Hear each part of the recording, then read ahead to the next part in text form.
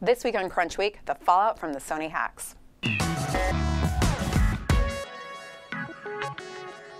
Thank you for joining me on Crunchweek this week. We have the formidable Ingrid London in from London with us, and also Alex Wilhelm. Ingrid, do you want to start us off with what's going on with the Sony hacks? Right. So it's a moving target, is basically the easiest way of putting it. The latest is that the FBI and certain security specialists think that it's North Korea. What's behind the hacks? That is behind the hacks. Yeah. But it's all, I mean, there are other people that are disputing that. So we're still, not quite sure what's going on. Gut check, do you think it was North Korea? Like, if you would just guess right now, this moment. I think that if we were to, pinpoint it, it makes a lot of sense, since the kind of crux of the reason for it all has been about the the interview, the interview. It would make logical sense that it would be North Korea. And the FBI said that based on what they've seen and what they've linked back, it looks. I mean, the letter that they sent out said that based on other intelligence they've had about North Korea before, it looks really similar. Yeah, so they've said they would retaliate against other, I think, media outlets for other things that are, I just can't believe that a country would be so petty and so small and so afraid of its own image they would literally hack a private corporation to prevent the release of a film. Okay, this is North Korea we're talking about. I know it's the DPRK. I'm familiar with this. I know their lineage, but the point is, they're willing to starve their own people. But they're the Democratic People's Republic of Korea. The point is, I just can't believe how petty this is and how disgustingly small-minded it is. Well, no, it's a disgrace. I mean, no, it's it is definitely, but it makes perfect sense. I mean, in any dictatorship, one of the first things that they throttle is the media, and really kind of making sure that information is presented and spun in the right way. This goes completely against what they're trying to do with their image domestically and internationally, and it just makes a mockery of the company. Well, their international image is already a joke. It's what enhance the humor. But I mean, do you really think that they think they can control the message in this way by cutting off people watching this film? Because it's a Streisand Effect. If you had said, you can't watch this movie, I'm going to watch it 3 times, not 0 times. I would never have watched it if it hadn't been for this crisis. Absolutely. That's number one. Number two, do you guys think that Sony was right to pull the movie out of all theaters?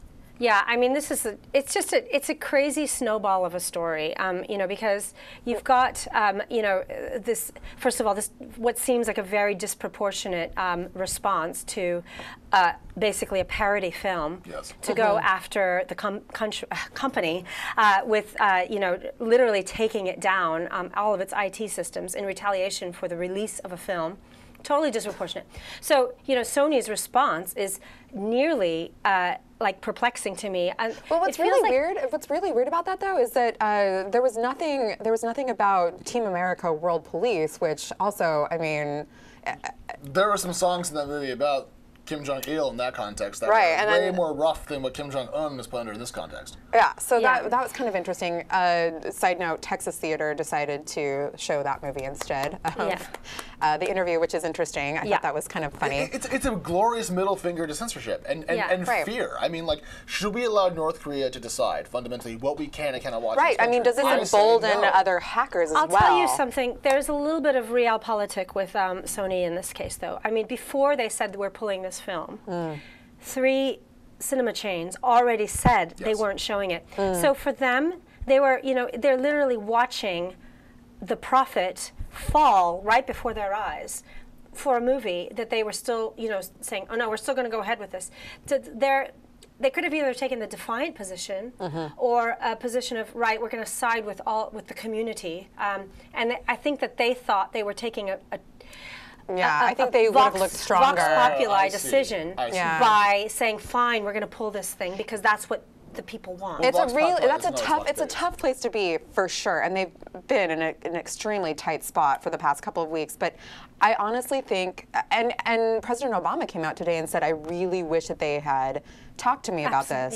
Because it makes them look weak, and I think it will embolden other hackers in the future. Oh yeah, that's a very good point. I mean, if they think they can get their way, I mean, you don't negotiate with terrorists. So, okay, so do you think that, what do you guys think about the idea that they could have put it online, because I loved that argument of like, Oh, there's a lot of put it people out- that have said, just put it out online then. Give it to the people. Give it for free. If you're going to, if you've accepted that you're not going to make money on this film, do it as a kind of contribution-based or free what did the film download. cost? Like 13, 15 million to make, whatever it was. Eat the cost, drop it online, put it on YouTube, make a statement against this sort of abuse. Yeah. Don't look weak. I mean, So and tell your what- but investors they you lost said- 2 cents per share because of it. But they whatever. said we will never do that. Now, what do you think about that? I think it's crap. So stupid. That is so stupid. Yeah, but why do you think they did that? I mean, I have a guess why. I mean, I Well, think they're afraid. look, they are afraid, and I mean, whoever the Guardians of Peace have said this is a wise decision, quote, wise decision for them to pull the movie. They said that that they won't be releasing other information at this time because of that. However, if it really is from North Korea, you have to think about this is a desperate, cash-poor country. What's to stop them from selling that information? Also, Sony's a Japanese corporation, right? Right? Yeah. Think about that. And what country is within range of all of their short and medium range ballistic missiles? I mean, we don't know how far the threats have gone here.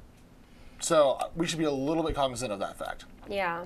No, but I think they really should have probably talked to President Obama. That would have been my first call, because He might know a few things. I think we have some ships in the area. Are we sure that they didn't, and the U.S. government is just spinning it this way to kind of try to That's a little scrape conspiracy. back? I don't know. That's a little I'm not sure I want to conspiracy. be that cynical about I don't my own know. government. I pay a lot of taxes. Like, I don't know. If I'm financing that level of duplicity, I'm going to be very sad. I don't know. Anyway, but okay. What about the Snapchat? Yeah, so just to right. shift the gears a bit. Yeah. So like on one the hand, we've information got coming out. Yeah, we've got the Sony hack and like what in the world does that mean? But the other level, we've got the content of what's coming out. I mean, this week has been crazy for that because, and specifically Michael Linton's email, who's the president of Sony Pictures Entertainment, I Yes. believe. CEO, yeah. Happens to also be on the board of of Snapchat. Snapchat. Yes. So Yeah. we've had an enormous amount of information come out about acquisitions they've made. Confirmation of the their $3 billion strategy. offer. Yeah. That beautiful paragraph. $3 billion plus $3 billion offer. plus offer. That brilliant email from Evan Spiegel about the current state of the economy and how that impacts technology shares and companies. I mean, it's been a cornucopia. fascinating. It's been morally difficult, I think, we can all agree. Even if we end up on one side or the other, it's still tough. But at the same time, the amount of information that's been kind of bequeathed to us from this fiasco and disaster and almost terrorist attack has been bountiful. And I don't. It's tough to enjoy the data that I have and also be. Well, the comfortable press how was I got it. criticized for releasing all this information. I mean, I disagree, but Well, yeah, I mean, I feel like, not to be obviously a very biased defender of us, the press, but I freedom mean, of the press. the press. I mean, it's public. Right. Once it's already been made public, it's not like we hacked Sony's email and took that stuff out and are now writing it. It's not like phone hacking in England, which is a completely different That's kettle of fish. yes. Which was literally the media companies tapping people's mobile phones and getting information. This was completely different. This information has been obtained by others and already put out there for consumption. But I mean, it's insane. I mean, so we've got some, interesting stuff about Snapchat.